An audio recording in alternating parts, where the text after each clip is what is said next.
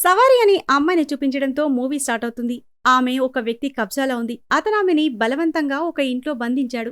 ఆ వ్యక్తి సవారిని వెంటనే వేరే వాళ్లకు అమ్మేందుకు ప్రయత్నం చేస్తున్నాడు. కాబట్టి వెంటనే ఆమెని రెడీ అయి ఉండమని చెప్తాడు. అయితే ఇక్కడ ఇంకో విషయం కూడా తెలుస్తుంది. నిజానికి సవారి అమ్మాయి కాదు. ఆమె ఒక ట్రాన్స్‌జెండర్ అని తెలుస్తుంది. ఆ విషయం ఆ ఊర్లో ఎవ్వరికీ తెలీదు. ఆ ఒక్క వ్యక్తికి తప్ప. కాబట్టి ఆ విషయం గురించి ఎవరికీ చెప్పొద్దని, ఒకవేళ అలా చేస్తే చంపేస్తానని బెదిరిస్తాడు. తర్వాత ఆ అమ్మాయిని కొనుక్కోవడానికి పెళ్లివాళ్లు వస్తారు. సవారి రెడీ అయ్యి వాళ్ల ముందు వెళ్లి నిలబడుతుంది. పెళ్లికొడుకు రితేష్‌తో పాటు అతని మావయ్య సజ్జార్ వచ్చుంటాడు. రితేష్ పెళ్లి కోసం తనకున్న పొలాన్ని కూడా అమ్మేసి 50,000 రూపాయలు తీసుకువచ్చి ఆ వ్యక్తికిచ్చి సవారిని కొనుక్కుంటాడు. అంటే పెళ్లి చేసుకుంటాడు. ఎందుకంటే ఆ ఊర్లో ఆ అమ్మాయిలు దొరకడం చాలా కష్టం. ఒకప్పుడు ఆ ఊర్లో అమ్మాయిలు పుడితే వాళ్ళని వెంటనే అమ్మేసేవాళ్ళు, లేదంటే చంపేసేవాళ్ళు. అలా చేయడం వల్ల ఇప్పుడు వాళ్ళూర్లో అమ్మాయి కొరత ఏర్పడింది. కాబట్టి అక్కడ ఆడవాళ్ల కంటే మగవాళ్ల సంఖ్య ఎక్కువగా ఉంది. అందువల్ల వాళ్ళకి అమ్మాయి దొరకడం చాలా కష్టం. ఈ విధంగా ఆ ఊర్లో అమ్మాయిల సంఖ్య చాలా తగ్గిపోవడం వల్ల అక్కడి వాళ్ళు పెళ్లి చేసుకోవడానికి అమ్మాయి కోసం దళారులని ఆశ్రయిస్తున్నారు. సవారిని అమ్మేస్తున్న వ్యక్తి అమ్మాయిల బిజినెస్ చేస్తూ ఉంటాడు. అతను డబ్బుల కోసమే అమ్మాయిలని అమ్మేస్తూ ఉంటాడు. ఆ విధంగా డబ్బులిచ్చిన వెంటనే రితేష్‌తో సవారికి పెళ్లి చేస్తాడు. రితేష్ ఊర్లోకి అడుగు పెట్టగానే ఊర్లో అందరికీ అతను పెళ్లి చేసుకున్నాడనే విషయం తెలిసిపోతుంది. సాయంత్రం సజ్జార్, రితేష్ వాళ్ళ ఫ్రెండ్స్ ని ఇంటికి పిలుస్తారు. ఎందుకంటే ఈ రోజు వాళ్ళ మొదటి రాత్రి. అన్ని కార్యక్రమాలైపోయిన తర్వాత రితేష్ తన మొదటి రాత్రి జరుపుకోవడానికి సవారి గదిలోకి వెళ్తాడు. అయితే గదిలోకి వెళ్లిన వెంటనే సవారి అమ్మాయి కాదు, ఒక ట్రాన్స్‌జెండర్ అనే విషయం అతనికి తెలిసిపోతుంది. ఆ మాట విన్న వెంటనే అతనికి చాలా కోపం వస్తుంది. వెంటనే తన మావయ్య దగ్గరికి వెళ్లి, ఆ అబ్బాయి మనల్ని మోసం చేశాడు.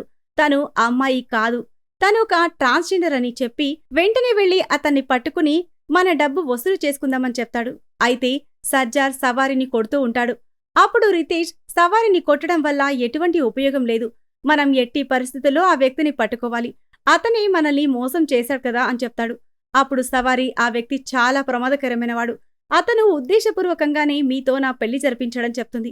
మీరొకవేళ సహాయం కావాలనుకుంటే పోలీసుల సహాయం తీసుకోండి అని చెప్తుంది. సవారి మాట విని వాళ్ళిద్దరూ మరుసటి రోజు పోలీస్ స్టేషన్‌కి బయలుదేరతారు. వెళ్లే దారిలో వాళ్ళిద్దరికీ ఒక్కటే ఆలోచన మెదులుతూ ఉంటుంది. అసలు ఊర్లో వాళ్లకి రితేష్ ఒక హిజ్రాని పెళ్లి చేసుకున్నాడని తెలిస్తే నలుగురు ఏమనుకుంటారో అని భయపడతారు.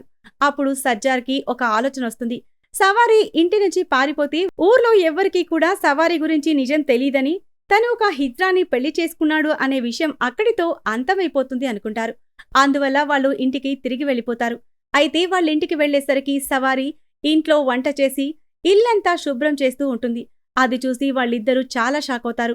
ఆమె వెంటనే వంట చేసి వాళ్ళకి భోజనం వడ్డిస్తుంది. ఆమె వంట వాళ్ళిద్దరికీ బాగా నచ్చుతుంది. సజ్జార్ రితేష్‌తో సవారి పిల్లని కనలేదు కానీ తను ఇంటిని బాగా చూసుకుంటుంది కాబట్టి తనని ఇక్కడే ఉండనిద్దామని చెప్తాడు. అలా వాళ్ళిద్దరూ ఆమెని ఇంట్లో ఉంచాలని నిర్ణయించుకుంటారు. ఎందుకంటే ఆమె ఇంటి పనులు చాలా చక్కగా చేస్తుంది. చాలా బాగా వంట కూడా చేస్తుంది. రితేష్ సవారి అక్కడ్నుంచి పారిపోతుంది అనుకుంటాడు. కానీ ఆమె, నేను ఇక్కడ్నుంచి పారిపోయి ఇంకెక్కడికి వెళ్లలేను. నాకు ఇంట్లో పనిచేయడం వచ్చు అంటుంది. అప్పుడు రితేష్ ఆమెతో ఇక్కడే ఉండమని చెప్తాడు. రాత్రి సవారి సజ్జార్ కాళ్లు నొక్కి తర్వాత పడుకోవడానికి గదిలోకి వెళ్తుంది. గదిలోకి వెళ్లిన తర్వాత రితేష్ సవారి ఫ్యామిలీ గురించి అడుగుతాడు. సవారి తనకు ఒక తమ్ముడున్నాడని, తను వేరే ఊర్లో ఉంటున్నాడని చెప్తుంది. తన తల్లి చనిపోయిన తర్వాత తన బాబాయ్ ఆమెని ఇంట్లోంచి బయటికి పంపించేశాడని, అలా ఇప్పుడు రితేష్‌తో పెళ్లైందని చెప్తుంది. రితేష్ కూడా తన తల్లి గురించి చెప్తాడు. ఒకరోజు అనుకోకుండా సడన్ గా తన తల్లి చనిపోయిందని, అప్పట్నుంచి తన మావయ్యే తనని పెంచి పెద్ద చేశాడని చెప్తాడు. అంతేకాకుండా తన తల్లి తనకి మ్యాట్ చేయడం నేర్పించిందని చెప్పి రేపు అక్కడ మేళా జరగబోతుందని, తనతో పాటు ఆమెని కూడా రమ్మని పిలుస్తాడు. అయితే సవారి సజ్జార్ నిరాకరిస్తే నేను రాను అంటుంది. తర్వాత రోజు రితేష్ మ్యాట్స్ తీసుకుని అమ్మడానికి మేళాకి వెళ్తూ ఉంటాడు. అయితే సడన్ గా కాలు జారి కింద పడిపోవడం వల్ల అతని భుజానికి దెబ్బ తగులుతుంది. అందువల్ల అతను బరువు మోయలేకపోతాడు. కాబట్టి తన మావయ్యని మ్యాట్స్ తీసుకుని రమ్మని అడుగుతాడు. అయితే సజ్జార్ అందుకు నిరాకరిస్తాడు. తన వయసు ఎక్కువగా ఉండటం వల్ల తను మోయలేనని చెప్తాడు. అప్పుడు సజ్జార్ సవారిని మ్యాట్స్ తీసుకుని రితేష్‌తో పాటు వెళ్లమని చెప్తాడు. ఆమె మ్యాట్స్ అన్నీ తీసుకుని అతనితో పాటు వెళ్తుంది. మేళాకి వెళ్లిన తర్వాత రితేష్ మ్యాట్స్ అన్నీ ఎలా పడితే అలా పెట్టేస్తూ ఉంటాడు. అయితే సవారి వాటన్నింటినీ సరిగ్గా పెడుతుంది. అది చూసి రితేష్ షాకవుతాడు. సవారిని, నువ్వు ఇవన్నీ ఎక్కడ నేర్చుకున్నావని అడుగుతాడు. సవారీ నాకు ఈ పనులన్నీ వచ్చు. నేను ఊర్లో ఉన్నప్పుడు రోజూ చేసేదాన్నని చెప్తుంది. ఈలోగా అక్కడికి చాలా మంది కస్టమర్స్ వస్తారు. చూస్తూ ఉండగానే వాళ్ళ దగ్గర ఉన్న మ్యాట్స్ అన్నీ అమ్ముడుపోతాయి. సవారీ, రితేష్ ఇద్దరూ చాలా సంతోషంగా ఫీలవుతారు. వెంటనే ఇంటికి బయలుదేరతారు.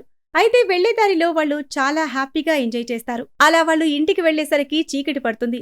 ఇంటికెళ్లగానే రితేష్ మ్యాట్స్ అన్నీ అమ్ముడుపోయాయని చెప్పి వచ్చిన డబ్బు మొత్తం తీసుకువెళ్లి సజ్జార్ చేతికిస్తాడు. సజ్జార్ భోజనం చేసి పడుకోవడానికి వెళ్లగానే రితేష్ సవారీ కోసం కొనుక్కొచ్చిన జుంకీలు తీసి అమ్మకిస్తాడు. రితేష్ సవారీ కోసం వాటిని మేళాలో కొనుంటాడు. సవారీ రితేష్తో మీరు ఈ డబ్బు మొత్తం సజ్జార్కి ఇచ్చేస్తారు. మరి ఈ జుంకీలు కొనడానికి డబ్బులెక్కడవని అడుగుతుంది. అప్పుడు రితేష్, నేను డబ్బులు మొత్తం మావయ్యకి ఇవ్వలేదు. అందులో సగం డబ్బులు మాత్రమే ఇచ్చాను. మిగతా సగం నా దగ్గరే ఉన్నాయి. వాటి ద్వారానే నీకు జుంకీలు కొన్నానని చెప్తాడు. తర్వాత ఇద్దరూ ఇంటిమేట్ అవుతారు. మరుసటి రోజు ఉదయం రితేష్ పొలంలో పనిచేయడానికి వెళ్ళిపోతాడు. సవారీ లస్సీ చేసి సజ్జార్కి ఇస్తుంది.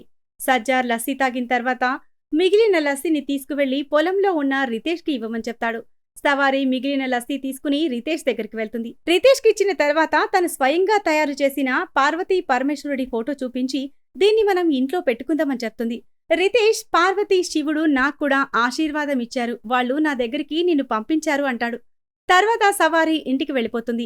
రాత్రి సజ్జార్ తన ఫ్రెండ్స్తో ఇంటి బయట అరుగు మీద కూర్చుని మాట్లాడుతూ ఉంటాడు. అప్పుడు మాటల్లో అదే ఊరిలో ఉంటున్న ఒక వ్యక్తి భార్య లేచిపోయిందని తెలుస్తుంది. అయితే ఇంకో వ్యక్తి లఖాన్ భార్య మీద చాలాసార్లు అత్యాచారం జరిగింది. అందువల్లనే అతని భార్య పారిపోవడానికి అతను సహాయం చేశాడని చెప్తాడు. అప్పుడు అక్కడే ఉన్న ఇంకో గోపాల్ అనే వ్యక్తి సజ్జార్తో, నువ్వు ఎలాగైతే నీ మేనల్లుడికి పెళ్లి చేశావో అలాగే నాక్కూడా ఒక పిల్లని చూసి పెళ్లి చేయమని అడుగుతాడు. సజ్జార్ కోపంగా అదృష్టం ఉన్న వాళ్లకే పెళ్లి జరుగుతుంది అంటాడు. అప్పుడు గోపాల్, పెళ్లయ్యి ఇన్ని నెలలైనా మీ ఇంటి కోడలు ఎప్పుడు తల్లవుతుందని అడుగుతాడు.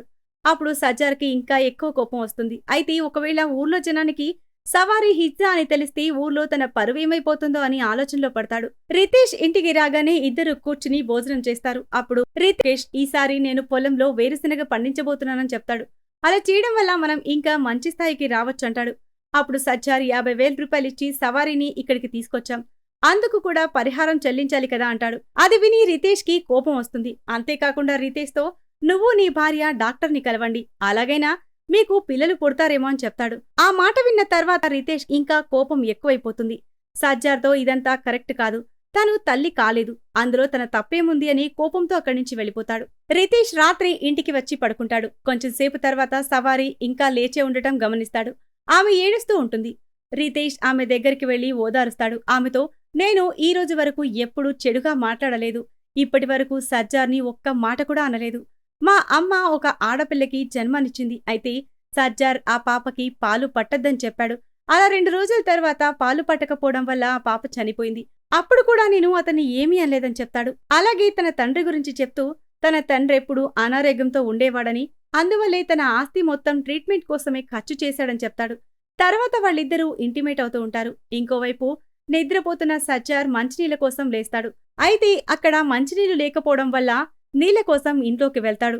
గది కర్టన్ తీయగానే లోపల వాళ్ళిద్దరూ ఇంటిమేట్ అవుతూ కనిపిస్తారు. అది చూసి సజ్జార్ షాకవుతాడు. తర్వాత రోజు ఉదయం రితేష్తో, ఊర్లో అందరికీ తను నీ భార్య అని మాత్రమే తెలుసు. అయితే ఈరోజు నాక్కూడా తను నీ భార్య అని అర్థమైంది. ఎందుకంటే తను నీకు చాలా సేవ చేస్తుంది అంటాడు. తర్వాత రితేష్ తన మావయ్యతో, నేను డాక్టర్ కోసం వెతకడానికి వెళ్తున్నాను. సవారికి పిల్లలు పుట్టడానికి ట్రీట్మెంట్ ఉందేమో తెలుసుకుని వస్తానని చెప్పి వెళ్తాడు. రాత్రి సవారీ సజ్జార్కి కాళ్లు పడుతూ ఉంటుంది. అప్పుడు సజ్జార్ చేతులు కూడా నొక్కమని అడుగుతాడు. సవారీ రితేష్ వచ్చే సమయం అయిందని చెప్పి గదిలోకి వెళ్ళిపోతుంది. అప్పుడు సజ్జార్ కూడా ఆమె గదిలోకి వెళ్లి తలుపులు మూసేస్తాడు. తర్వాత ఆమెని బలాత్కారం చేయడానికి ప్రయత్నం చేస్తాడు. ఆమెతో, నిన్న రాత్రి నేను చూశాను, నువ్వు రితేష్ని సంతోషపెడుతున్నావు, నువ్వు నన్ను కూడా సంతోషపెట్టు అని ఆమెని బలాత్కారం చేయడానికి ప్రయత్నిస్తాడు. ఆమె అంగీకరించకపోవడం వల్ల కొట్టి స్పృహ కోల్పోయేలా చేస్తాడు. తర్వాత ఆమెతో ఇంటిమేట్ అవుతూ ఉంటాడు. రాత్రి రితేష్ ఇంటికి వచ్చేసరికి సవారీ బట్టలు చెరిగిపోయి ఉంటాయి. ఆమె సజ్జార్ తన మీద బలాత్కారం చేయడానికి ప్రయత్నం చేశాడని చెప్పేస్తుంది. అది విని రితేష్కి చాలా కోపం వస్తుంది. వెంటనే వెళ్లి సజ్జార్ని కొడుతూ ఉంటాడు. ఈలోగా ఊరి జనం అందరూ అక్కడికి చేరుకుంటారు. సజ్జార్ తనని తాను కాపాడుకోవడం కోసం ఊరందరి ముందు రితేష్ భార్య ఒక హిజ్రా అని, ఆ విషయం రితేష్కి తెలీదని, అయితే పెళ్లి తర్వాత మొదటి రాత్రి రోజే ఆ విషయం తనకు తెలుసుంటుందని, అయినా కూడా రితేష్ ఆ విషయాన్ని దాచిపెట్టాడని చెప్తాడు. సజ్జార్ మాటలు నమ్మి ఊరి జనం అందరూ ఇక మీదట రితీష్ ఆ ఊర్లో ఉండటానికి వీల్లేదు అంటారు. అందుకోసం ఊర్లో పంచాయతీ కూడా పెడతారు. సజ్జార్ పంచాయతీలో ఈ అమ్మాయి హిజ్రా అని నాకు తెలీదు. అయితే రితీష్‌కి ఖచ్చితంగా తెలిసే ఉంటుంది అంటాడు.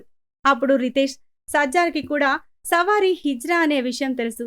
అయితే అతను సవారీ పట్ల బలాత్కారం చేయడానికి ప్రయత్నం చేశాడని చెప్తాడు. కానీ సజ్జార్ తన తప్పుని అంగీకరించడు.